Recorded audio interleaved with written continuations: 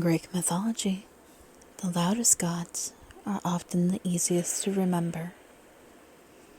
Thunderers, warriors, kings who rule by force. But beneath them all stands a quieter figure, one whose power was not conquest, but endurance. She was not the ruler of Olympus. She was not the wielder of lightning. She was the one who made survival possible. Tonight, we speak the name Rhea, Titaness, mother of gods, and the woman who defied time itself to save her children.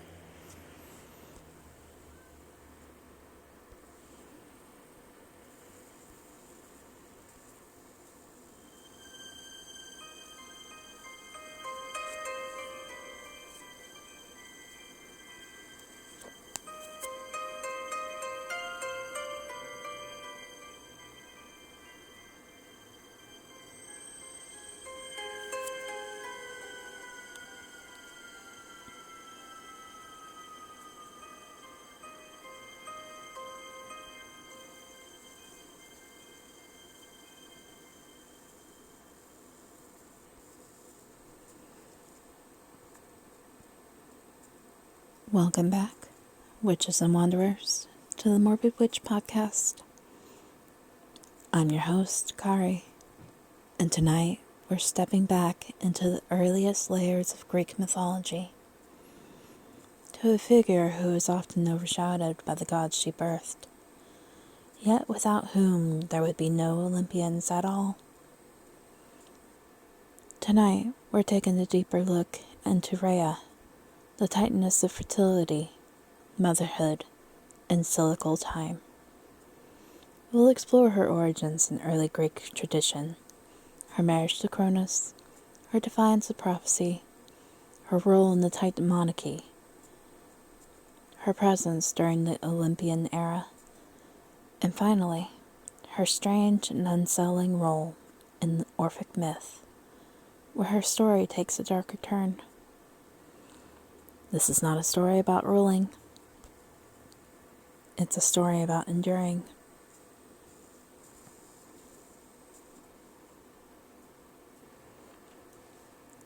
Rhea is one of the Titans, born to Gaia, the earth, and Uranus, the sky. From the beginning, she belongs to the first generation of divine beings, entities who embodied cosmic principles rather than moral ideals. In early Greek tradition, Rhea is closely associated with fertility, flow, and continuity. Her name is often linked linguistically to ideas of ease, flow, or that which moves, suggesting a connection to natural cycles rather than rigid authority. Unlike later Olympian goddesses, Rhea is not sharply defined by a single domain. She is earth-adjacent, but not Gaia herself. Maternal, but not domestic. Powerful, but rarely commanding. Her role is foundational. She sustains the conditions that allow gods and worlds to exist.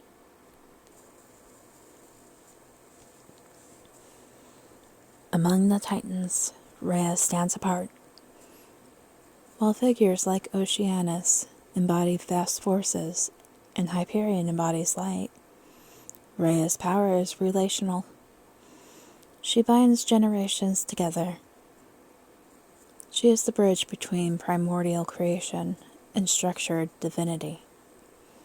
Her siblings include Titans who shape reality itself, but Rhea's influence lies in continuation, ensuring that power does not collapse inward or destroy its own future. This becomes tragically important when prophecy enters her life.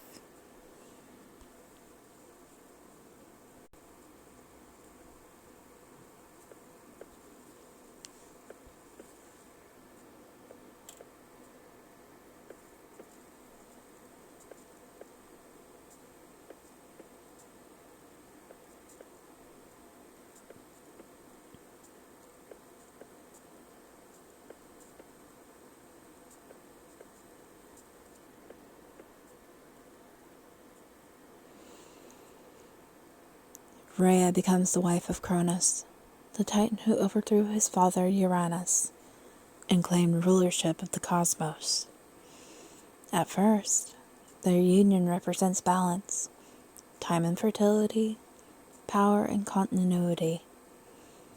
But Cronus is haunted by prophecy. He has been warned that one of his children will overthrow him, just as he overthrew his father. Rather than confront fate, Cronus attempts to consume it. Each time Rhea gives birth, Cronus swallows the child whole.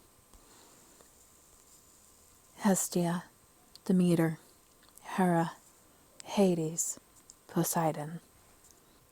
Rhea watches her children disappear into her husband's body, one by one. This is not passive suffering. This is endurance under horror.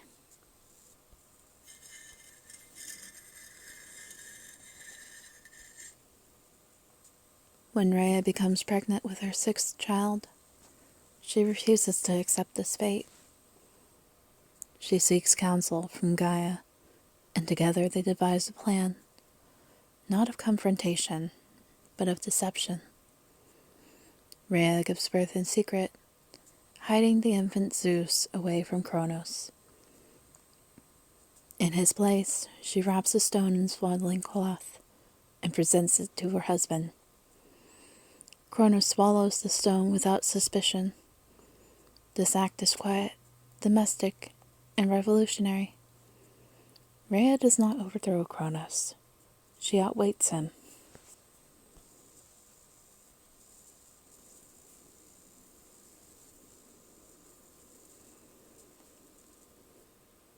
Rhea ensures Zeus is raised far from Cronus, hidden in caves, guarded by nymphs, protected by the noise of clashing shields, so his cries cannot be heard. Though Zeus will later claim victory, it is Rhea who engineers the conditions of his survival.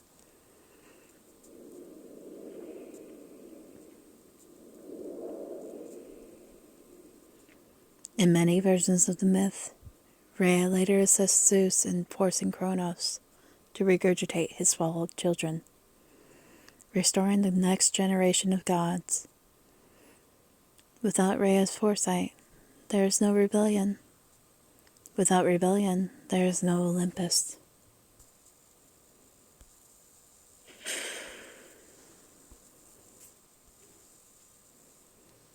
During the Titanomachy, the great war between Titans and Olympians, Rhea does not fight as a warrior.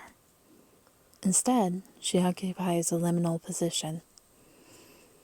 She is Titan by birth, mother of Olympians by necessity. Rhea's loyalty is not to power, but to continuity. She aligns herself with Zeus, not because he is stronger, but because the cycle must continue forward. Stagnation is death, a lesson learned painfully through Cronus.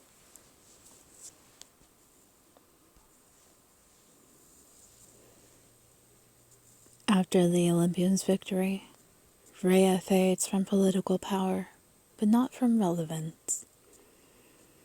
She appears as a respected elder, a counselor, a witness, a reminder of what came before. Her cult merges with that of Cybele, the Great Mother, particularly in Anatolia, where she becomes associated with mountains, wild nature, and ecstatic rites. Rhea is no longer queen. She is foundation.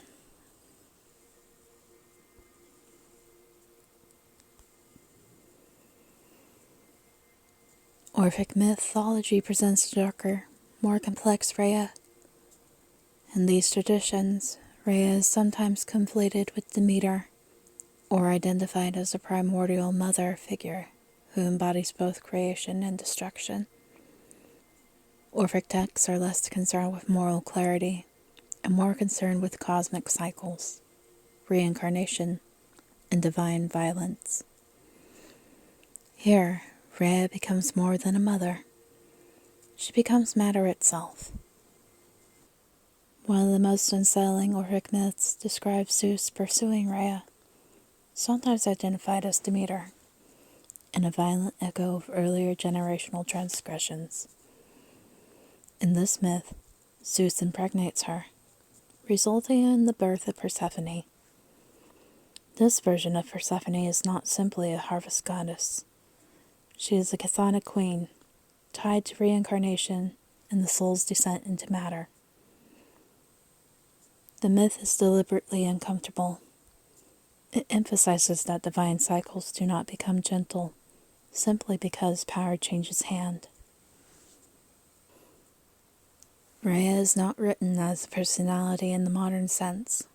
She is a process: birth, loss, deception, survival, continuation. In both early and Orphic traditions, she embodies the reality that creation is inseparable from suffering. She does not escape this truth. She carries it. Why is Rhea often overlooked? Rhea doesn't rule. She does not conquer.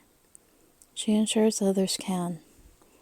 Mythologies often glorify visible power, but not the labor that sustains it. But Rhea's story reminds us that revolutions are not born in battlefields. They are born in quiet defiance.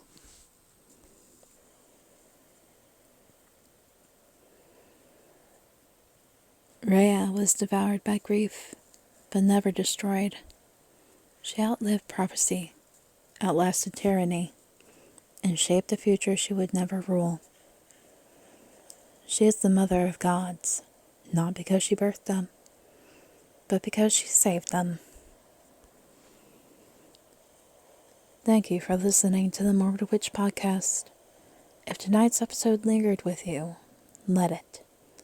Some figures are meant to haunt us quietly, reminding us that endurance can be its own kind of power. Follow the podcast wherever you listen, and share it with those who know that survival is not passive. Until next time, stay strange, stay spooky, and remember, the shadows are always watching.